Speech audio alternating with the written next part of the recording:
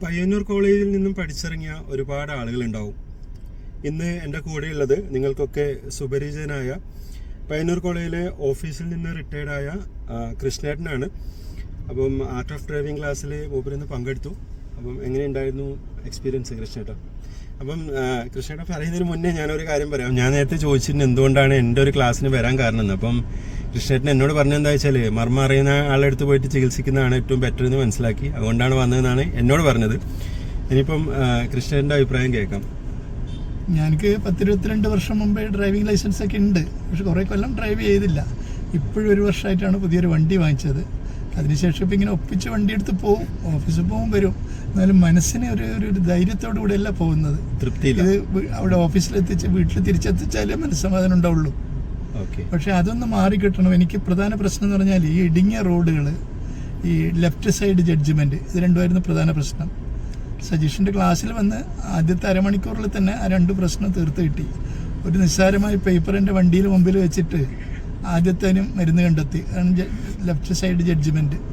ആ പ്രശ്നം ഇപ്പോൾ ഇല്ല. ഞങ്ങളിന്നൊരു 60 കിലോമീറ്റർ 70 കിലോമീറ്ററോളം ഓടി. എനിക്കങ്ങനെ ഇന്ന് പ്രോബ്ലം ഇല്ല. എൻ്റെ മനസ്സും വളരെ ഫ്രീ ആണ് ഇപ്പോൾ. അപ്പോൾ ആസ്വദിച്ചിട്ട് വണ്ടി ഓടിക്കാൻ പറ്റുന്നുണ്ടെന്നുള്ളതാണ് സത്യം. മൈലേജും പിന്നെ എൻ്റെ വണ്ടിക്ക് ഞാൻ ഓടിച്ചു കഴിഞ്ഞാൽ മറ്റുള്ളവർ ഓടിച്ച 18-20 കിലോമീറ്റർ ഇടുന്ന വണ്ടി ഞാൻ ഓടിച്ച 10-12 എത്തില്ല. പക്ഷെ ഇന്നത് 16 വരെ പോയാൻ പറ്റി. കാരണം ഇപ്പൊ എനിക്ക് മനസ്സിലായി വണ്ടീന്റെ തകരാറില്ല, എന്റെ തകരാറായിരുന്നു ഇത്ര കാലം.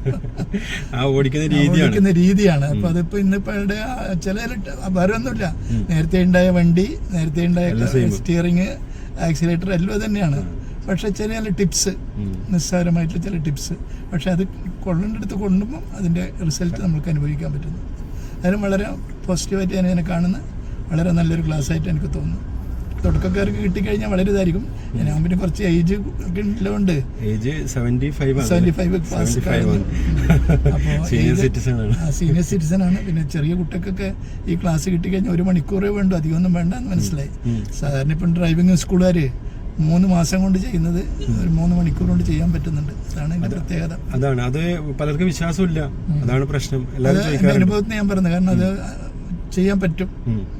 ആർക്കെങ്കിലും അങ്ങനെ മനസ്സിന് ഭയമോ ഒക്കെ ഇല്ലവർക്ക് ഒരു നല്ല ട്രീറ്റ്മെന്റ് ആണ്. അപ്പം മാഷ അഭിപ്രായം നിങ്ങൾ കേട്ടു. മാഷ ഹാപ്പി അല്ലേ? ശരിക്കും സാറ്റിസ്ഫൈഡ് അല്ലേ? മാഷ ഫുള്ളി സാറ്റിസ്ഫൈഡ് ആണ്.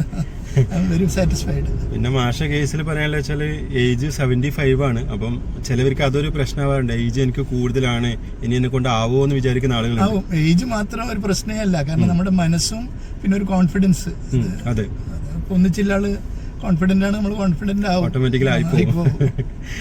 മാഷ് നല്ല ഹെൽത്തി ആണ്. അപ്പം അങ്ങനെയുള്ള ആളുകൾക്ക് വളരെ പെട്ടെന്ന് കാര്യങ്ങൾ പഠിച്ചെടുക്കാനും അത് പ്രാക്ടിക്കലായിട്ട് കൊണ്ടുവരാനൊക്കെ പറ്റും. എല്ലാ രോഗവും ഉണ്ട്, പക്ഷെ അതിനെ മാനേജ് ചെയ്ത് പോകുന്നത് ഹെൽത്തി തന്നെ. മാനേജ് ചെയ്ത് പോകുന്നത് അതാണ് സത്യം. ഓക്കെ. അപ്പം ഏജ് ഒരു പ്രശ്നമില്ല. പ്രശ്നമൊന്നുമല്ല. ഏജ് ഒരു പ്രശ്നമില്ല. ഓക്കെ. കറക്റ്റായിട്ട് നമ്മൾ എക്സസൈസും കാര്യങ്ങളൊക്കെ ചെയ്യുന്നുണ്ടെങ്കിൽ, നമ്മളൊരു ഫിറ്റ്നസ് മെയിൻറ്റെയിൻ ചെയ്യുന്നുണ്ടെങ്കിൽ അതൊന്നും ഒരു പ്രശ്നമായിട്ട് വരില്ല. അപ്പം ഇതേപോലെയുള്ള ഫീഡ്ബാക്സ് ഒക്കെ നിങ്ങൾക്ക് പ്രതീക്ഷിക്കാം. അപ്പം ഇവിടെ 40 ഒക്കെ ആയവർ എന്നെ വിളിച്ചിട്ട് ചോദിക്കുന്നുണ്ട് എനിക്ക് 40 ആയിട്ടുണ്ട്, ഇനി ശരിയാവുമെന്ന്. അപ്പം അതിനൊക്കെ ബെസ്റ്റ് എക്സാമ്പിളാണ് കൃഷ്ണേട്ടൻ. നിങ്ങൾക്കൊരു ഊർജ്ജവും ധൈര്യവും ഒക്കെ കിട്ടും ഈ ഒരു വീഡിയോ ഒക്കെ കാണുന്ന സമയത്ത്. എന്താ വെച്ചാൽ ഒരു മണിക്കൂറേ വേണ്ടു. അതും നിങ്ങൾക്ക് ബോധ്യമായിട്ടുണ്ടാവും വിചാരിക്കുന്നു. ഈ ഒരു എല്ലാവരും ചോദിക്കും ഒരാഴ്ചത്തെ ക്ലാസ് കിട്ടുമോ, 10 ദിവസത്തെ ക്ലാസ് കിട്ടുമോ എന്നൊക്കെ. ഞാനെപ്പോഴും വെറും മണിക്കൂറുകൾ മതി എന്ന് പറയുമ്പോൾ വിശ്വാസമാവാത്ത ആളുകൾ ഈ വീഡിയോ കണ്ടിട്ട് ടൗണിൽ പോയി, പിന്നെ ഹില്ലേരിയയിൽ പോയി, ഇടുങ്ങിയ റോഡുകളിൽ പോയി, അങ്ങനെ എല്ലാ സ്ഥലത്തും എല്ലാ പാർക്കിംഗ് നോക്കി. പാർക്കിംഗ് ഒരു പ്രശ്നമായിരുന്നു. അത് പിന്നെ എനിക്ക് ചെയ്യാൻ പറ്റുന്ന ഒരു കോൺഫിഡൻസും ഉണ്ട്. പല സ്ഥലങ്ങളിലൊക്കെ നമ്മൾ ഡ്രൈവ് ചെയ്ത് നോക്കി. അപ്പം ഡിഫറെന്റ് എക്സ്പീരിയൻസ് കിട്ടും. അങ്ങനെ ആയിക്കഴിഞ്ഞാൽ മാത്രമേ എല്ലാ സാഹചര്യങ്ങളും നിങ്ങൾക്ക് കിട്ടുള്ളൂ. മാധവങ്കല റോഡ്, പുറ്റൂർ റോഡ്, അങ്ങനെ എല്ലാ റോഡിലും പോയില്ലേ നമ്മളിന്ന്. അതെ. ഓക്കെ. അപ്പം ഇതേപോലെയുള്ള ഫീഡ്ബാക്സ് ഒക്കെ നിങ്ങൾക്ക് പ്രതീക്ഷിക്കാം. Thank you. ബൈ.